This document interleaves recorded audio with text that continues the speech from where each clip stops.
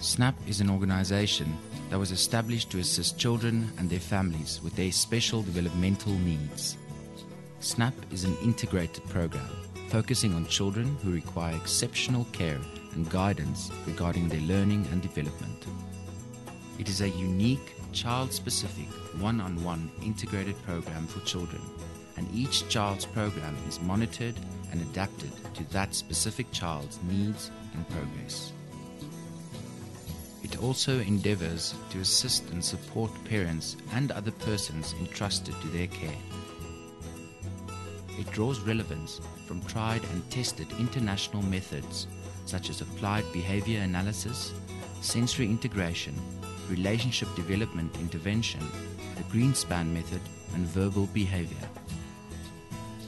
It is a language-based program addressing all areas of a child's development. This includes language, socialization, play, social skills, self-help skills, fine and gross motor skills, cognitive development, art, music, and computer skills. Here at SNAP, we build relationships with all the children by giving them the opportunity to express themselves and develop their individuality for a better quality of life. Each child has got potential. A child with autism is a beautiful child with a good memory. Now, if you can remember, you can learn. And then we have a very integrated program that uses the principles of the methods and the interventions that have been proven, and then many of the things that we do is what I have learned through teaching, because I'm a teacher. It's integrated with everything that the child needs. So he needs to learn on all levels in life, like normal children learn. And that is the goal behind it. The biggest threat in our country is that there are only 5 schools in the whole country in 4 provinces. And if the diagnosis is correct, that is, I just read now again that it's 1 in 100 children in the UK. If that is the true, then we must have more than 270,000 children with autism. And 5 schools can barely help 700 children. So where are those kids? They're sitting at home, they turn 19, 20, 34 years old, and the parents are enjailed in their own houses because of the children's behavior and lost potential. These children could have done a work somewhere. It costs $1 million, they say in America, to do early intervention. It costs $3 million if you don't do it, because then the mother can't work, the state needs to provide, and that child stays a burden until he is, let's say, 90, because they're not ill, they are healthy children, they grow up and they get old. So that amount of money is all wasted, which could have been spent at an early age. The curriculum that SNAP Academy follows is the same as the education of the department, but we adapt it according to the children's individual IEPs, which the program managers will set up for each individual child in the class. The smaller classrooms benefit the children in the way that there's either 6 children or less in the class with 1 assistant, or 8 children with 2 assistants in the class, so the individual attention that each child gets is very, very good. In a bigger classroom, in a normal school environment, the children will seem to get lost, and the teachers have so many other children to focus on, they cannot pay attention to the individual child, and the child with autism really needs that more individual attention. I think SNAP is a blessing in disguise. I think it is an amazing program. It integrates everything that these children would possibly need to reach their full potential, to support the parents, to function in life as such, with life skills, social skills, and in their academics. It helps them in all areas of their life. SNAP needs sponsorship in the way that the fees are very, very expensive, and the parents give out a lot of money to bring their children here because of the specialized training and specialized skills that they offer here. And in order for the school to grow, all the funds that are coming in right now are going to help the school grow. And I know that SNAP would love to expand and to look after the people that work here. They're very, very qualified people. So in terms of that, to help with the expansion of the school and to help for the benefit of the staff, sponsorship would definitely be necessary. I actually have a background in social work. When I came into Cape Town, I was interested in working with children, and I found out about SNAP through Autism South Africa. And I came and I was invited by Carol to come and have a look around SNAP. And I was very interested in the work that they did. And you could see results, like you could see a child having a tantrum, the tutor brought the child in, they worked through it, and you could see, and that's how my interest in special needs children started. And then I did the training with SNAP, and I started off as a tutor. And 2 years later, here I am. I think we have like small highlights and big highlights. Like you have Princess, who would, when she came, she wasn't talking. And now she hums, and she hums everything that she's heard. So you can sing to her, and 2 days later she comes back and sings the song to you. And it's really these small things. And then even like other kids, you've been working on blocks and you've been working on blocks, and one day the child comes and just builds the whole block. And there's a whole tower, there are bridges, there are boats. It's so impressive. And like the first child I worked with was Adlai, about 2 years back. When he came to us, he was not talking, there was no language. We started off with the Makaton, we were doing the signing, I want to eat, we started off with the basics, and then his words started coming, then there were sentences. And his parents came to visit, and he said, Mommy, and he said, Daddy, and they were so impressed, because in, I think about 7 years, he had never spoken those words. Because our final aim is to try and see, as best as we can, that these children are capable of being part of society. They might not be the best engineers or scientists, but they're part of society. They have social skills that people are not looking at them strangely when we go out. And what SNAP does is it accepts all these children. I don't think SNAP has ever said no to any child. Accepts all these children. Annalise has an interview with them. Each program manager comes up with a program to cater to the child, to teach the child skills.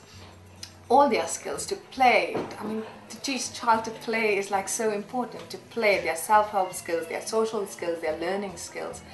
And it's a place where you can always, all parents, all teachers can come.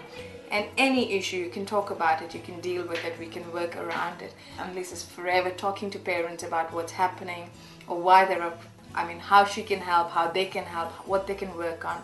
So it's like almost having a permanent database to go back and reflect with. And if there's something new that you don't understand, you don't know how to work with, you come and ask her. If there's an issue, you come and talk to the tutors. So it's like having a place that's secure, that you know that I can go, and just a place to relax, to talk about things, and to find a support group, I think, because everybody supports each other. Firstly, Noor has been at SNAP now for 4 years. We came here in September 2006. Came to SNAP with, basically a boy that can do nothing.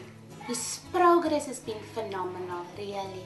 Firstly, couldn't do anything. He couldn't talk. I remember Annalise saying hello to him, and I said, he can't talk. And she's like, Visesu. You know. So that was what we were told. He won't be able to talk. And they said that he's severely mentally handicapped.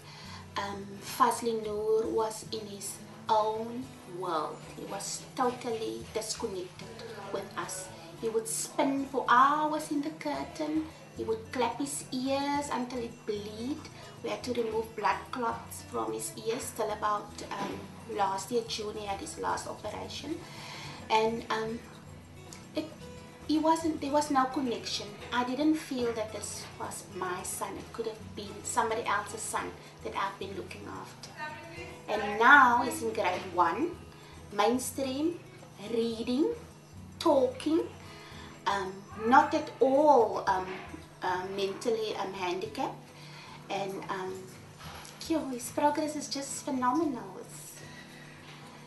And the other thing is, I just feel that God gave me this boy, and I didn't connect with him. He was just a boy in my house.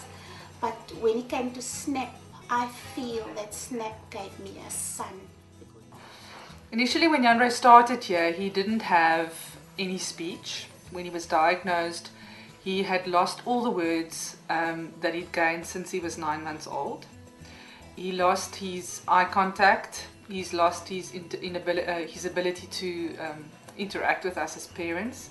He didn't respond to us, he didn't respond to other people. So initially he developed fairly normally until he was 2, and then he started losing all his skills. It was almost like somebody switched off something in his brain. It took us 11 months to get a diagnosis, and when we finally got the diagnosis and I came to SNAP, I really felt like I've come home, because for this first time somebody understood my child and understood what the challenges were going to be. But he's been at SNAP for 4 years, and because of the intervention that he's received here at such an early age, basically since he was 2 years old, we were able to mainstream him. Well, SNAP has been amazing. I really felt that most of the time people didn't understand what we were going through. A lot of people, still to this day, think that having a child with autism means that the child has got limited mental capabilities. And in fact, the one thing that Annelies has given me is hope. From the first day, I asked her, Annelies, will my child ever be able to look after himself one day? Will he be independent? Will he have a job? And she never ever gave up. At that stage, when he started at SNAP, I didn't know if Yandre was going to be able to talk. But 2 weeks after I took him off gluten, which was the first thing that she advised me to do, is to address his diet, Yandre started regaining the words that he had lost, and he started speaking to me again. And it was just absolutely amazing to hear his voice after almost a year. And the first time he said, I love you, that was an absolute milestone. And Annelies cheered me on along the way. She basically told me that even though Yandre is going to go through a dip sometimes, even though we've progressed, and still to this day, Yandre goes to a mainstream school, he goes through a phase where he withdraws, he doesn't talk. She tells me, Esme, remember, it's only a phase. He's going to step out of it again, and he's going to progress, and he's going to get better. And it happens every time. And when I have those feelings, it's difficult to talk to other people about it. So then I do come to Annelies, or I phone her. She phones me back at 11 o'clock in the evening. We chat about it, and immediately I feel better, and I feel that there is somebody that's not going to give up on my child, even though society might do it. She will always believe in him. SNAP will always believe in him, and this will always be a place for us to come to if there's a problem. While you are watching this DVD, a child somewhere in South Africa is being diagnosed with autism.